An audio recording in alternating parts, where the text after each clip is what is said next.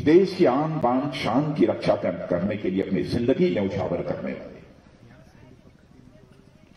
और जिंदगी न्यौछावर करने वाले ऐसे वीर ऐसे शहीदों के लिए उनके सम्मान में हम एक यात्रा प्रारंभ करें। जब मुझे इस कार्यक्रम की जानकारी मिली तो मैं सचमुच मित्रों मुझे बेहद खुशी हुई और मुझे यह बताया गया कि यात्रा प्रारंभ हो चुकी है। आज यह दूसरा चरण यहां से प्रारंभ हो रहा है। ये बहुत ही सुखद स्थिति है और सचमुच हमारी सांस्कृतिक परंपरा है। हमारी सांस्कृतिक परंपरा है कि जो देश के लिए अपनी जिंदगी न्यौछावर करते हैं अथवा देश के लिए अपना सब कुछ दांव पर लगा देते हैं उनको लोग देव तुल्य मानते हैं। हमारे यहां कहा भी गया है, जननी जन्मभूमिश्च स्वर्गादपि गरीयसी। जननी और जन्मभूमि दोनों स्वर्ग के समान होते हैं।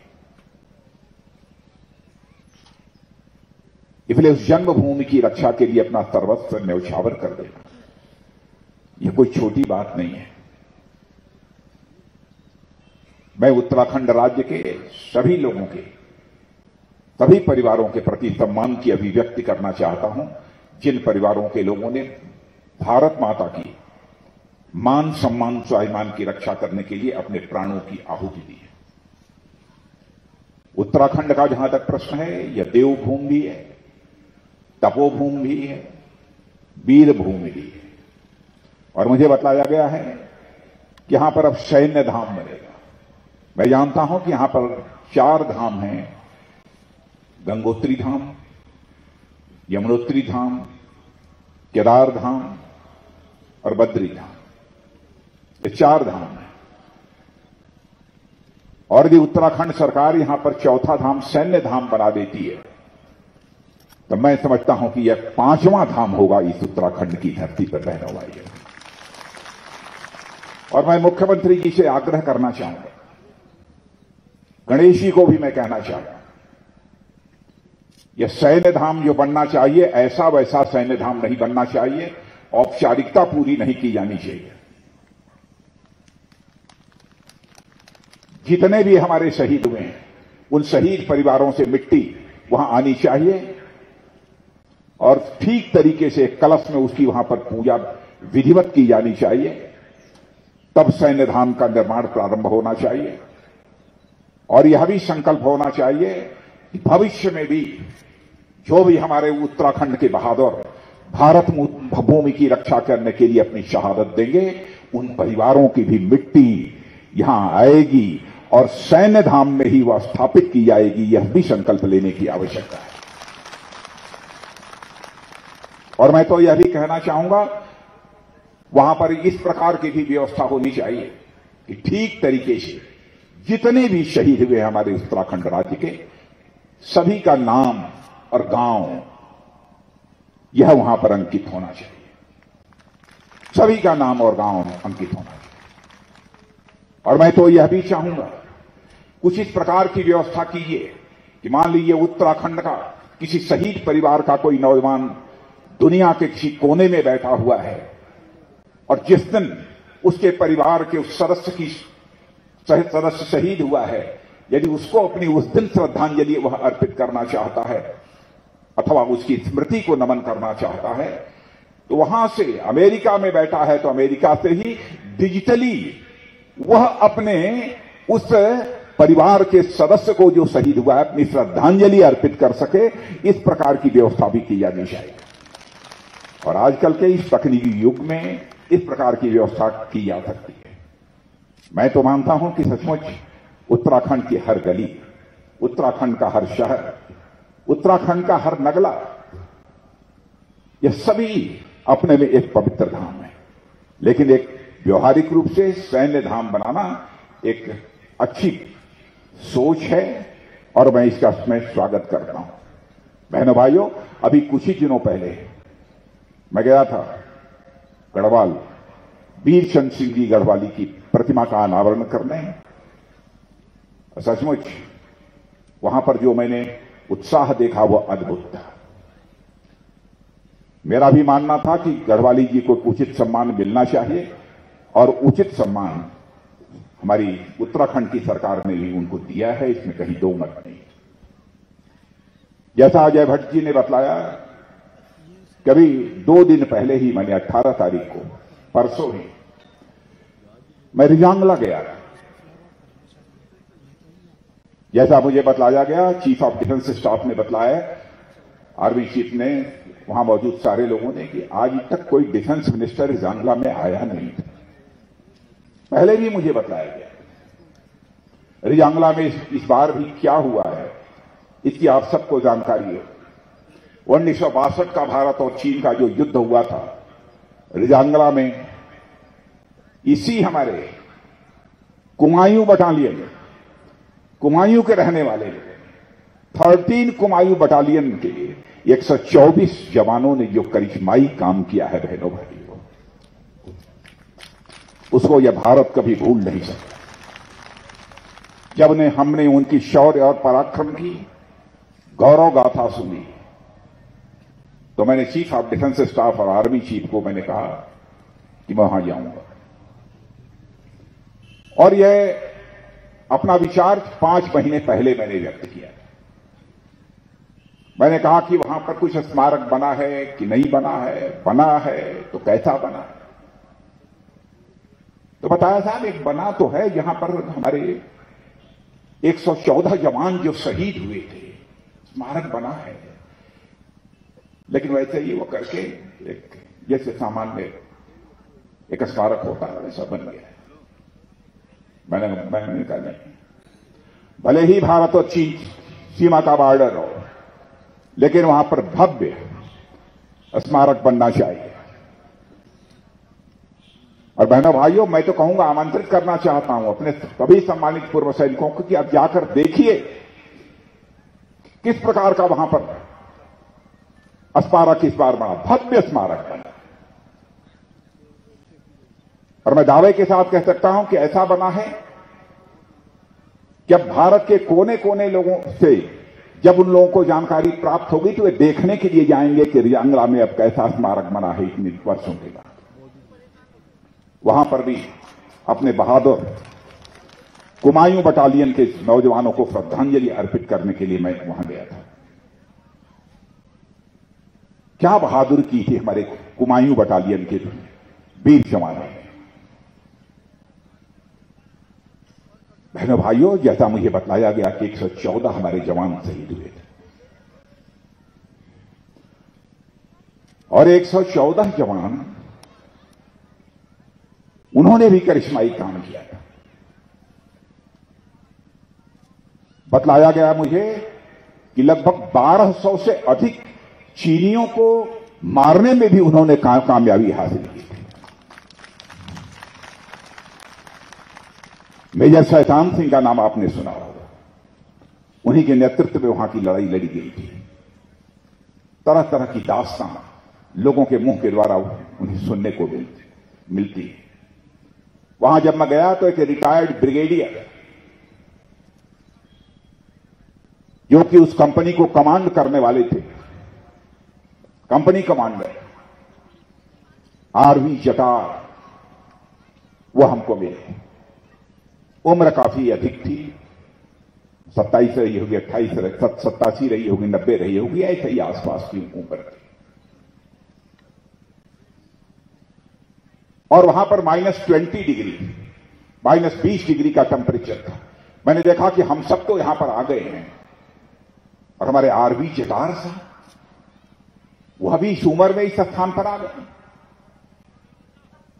लोगों ने क्यों ही परिचय कराया, मैंने देखा कि उनकी आंखों में जो रोशनी हमको दिखाई दी, बहनों भाइयों, जो उनकी आंखों में हमको शौर्य और पराक्रम और जज्बा जो हमें दिखाई दिया, स्वाभाविक रूप से मेरा हाथ उनके चरणों पर चला गया।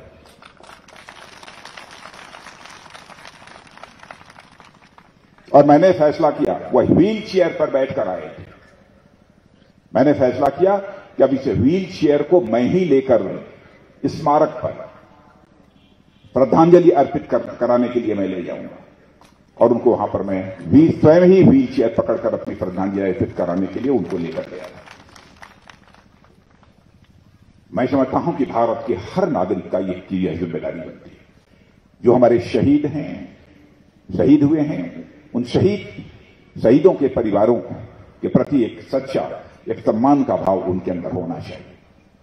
और मैं आपको याद दिलाना चाहता हूं कि जब हम लोग सरकार में आने की लड़ाई लड़ रहे थे, मैंने लड़ाई मैदान की लड़ाई नहीं थी, एक चुनावी लड़ाई थी।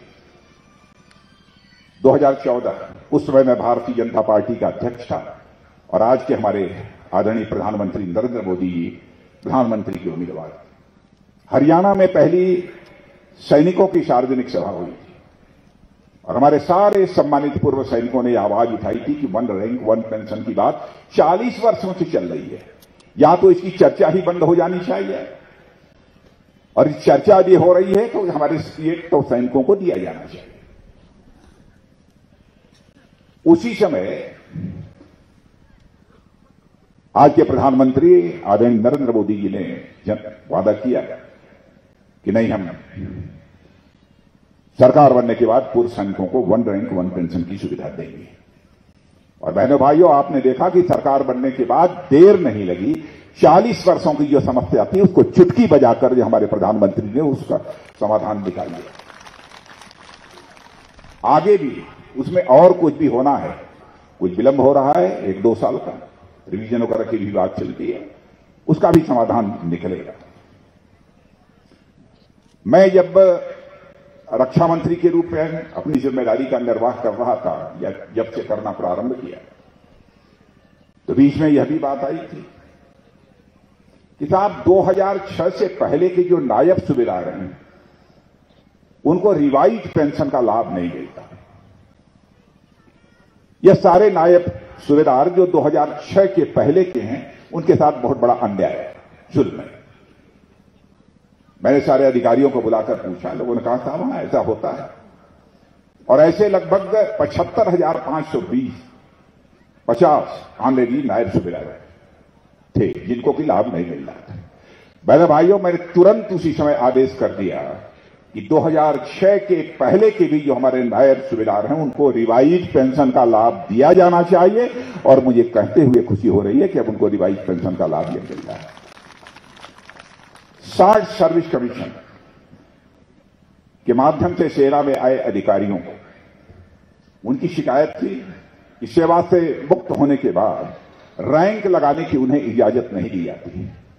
बहनों भाइयों, वह तारीख तो हमको याद नहीं है, लेकिन मैं समझता हूं कि ये 2 वर्ष के भीतर की ही बात होगी। जब से रक्षा मंत्रालय का दायित्व मैंने संभाला है, उनको तुरंत हमने रैंक का उपयोग करने का भी अधिकार दे दिया अपनी तरफ से। पर जितना हो सकता था वह करने की कोशिश की है। 50 सालों से यह भी मांग आई कि नेवी और एयरफोर्स के जो पर्सनल के लिए पेंशन रेगुलेशन है वह रिवाइज नहीं हो पाया था वर्षों से। हमने दिसंबर 2020 में ही तीनों सेनाओं के पेंशन रेगुलेशन को रिवाइज करने का भी आदेश दे दिया। बहनों भाइयों, सब कुछ मिलाकर हम लोग मिशन मोड में इस समय काम कर रहे हैं, और हम लोगों को यह बात ध्यान है कि हमारे देश के लोगों ने इतना बड़ा बलिदान किया है आजादी हासिल करने के लिए, इसको ऐसे ही जाया नहीं होने देना चाहिए, ऐसे ही बर्बाद नहीं होने देना चाहिए। भ्रष्टाचार, नाकामी, यह सब सारी चीजें कितनी बढ़ गई थी, लेकिन मैं कह सकता हूं कि हमारे प्रधानमंत्री ने जिस तरीके से मिशन मोड में काम करना प्रारंभ किया है वह अद्भुत है। मैं याद दिलाना चाहता हूं आपको, श्री राजीव गांधी जी हमारे प्रधानमंत्री कोई हो, किसी पार्टी का कोई फर्क नहीं पड़ता, प्रधानमंत्री होता है, उसके प्रति हृदय से सम्मान की अभिव्यक्ति भी की जानी चाहिए। एक बार राजीव गांधी जी ने भी कहा था, करें क्या, ऊपर से 100 पैसा भेजता हूं लेकिन नीचे पहुंचते पहुंचते बामुश्किल 100 पैसे में 15 पैसा लोगों की जेब में पहुंच जाता है। लेकिन आप इस सच्चाई को स्वीकार करेंगे कि आज के प्रधानमंत्री नरेंद्र मोदी जी ने एक ऐसी व्यवस्था बना दी है कि 100 पैसा ऊपर से भेजते हैं तो 100 का 100 पैसा लोगों की जेब में पहुंचता है, 100 का 99 नहीं होने पाता है। डीबीटी के माध्यम से बंदरबाट की व्यवस्था पूरी तरह से वो समाप्त कर दी। 18,000 गांव में इतने वर्षों तक बिजली नहीं पहुंची थी, बिजली पहुंचने का सिलसिला प्रारंभ हो गया। यह भी हम लोगों का संकल्प है कि 2024 समाप्त होते होते हिंदुस्तान में एक भी व्यक्ति शेष नहीं बचेगा जिस व्यक्ति को अपना सिर ढकने के लिए छत न मुहैया हो जाए, ऐसा एक व्यक्ति भी नहीं मिलेगा। हम लोगों का यह भी संकल्प है 2024 समाप्त होने के पहले ही ऐसे हालात पैदा हो जाएं, कोई भी गरीब से गरीब व्यक्ति भी यदि बीमार पड़ता है, इलाज के अभाव में उसे दम न तोड़ना पड़े, एक ऐसी मुकम्मल व्यवस्था की जानी चाहिए। इसीलिए हेल्थ कवर आयुष्मान भारत योजना प्रारंभ की है हम लोगों ने, यानी प्रतिवर्ष 5 लाख रुपए तक का मुफ्त इलाज होगा और एक वर्ष में यदि वह बीमारी ठीक नहीं होगी तो दूसरे वर्ष भी 5 लाख रुपए में उसका मुफ्त इलाज होगा। यह है आयुष्मान भारत योजना। हर किसान के खाते में 6,000 रुपया सीधे पहुंच रहा है। हम लोगों का यह भी संकल्प है कि 2024 समाप्त होते होते हर घर जल मिलना चाहिए और हर घर जल जो मिलना चाहिए वो नल के माध्यम से जल मिलना चाहिए। हर घर में नल और हर घर में जल पहुंचने का संकल्प। टेढ़े मेढ़े रास्ते मगर सीधे सच्चे लोग, सियासत के गलियारे और दिलकश नजारे, देवभूमि उत्तराखंड की हर खबरें होने न देंगे आपको कमजोर। सच का आईना लिए हम हैं K24।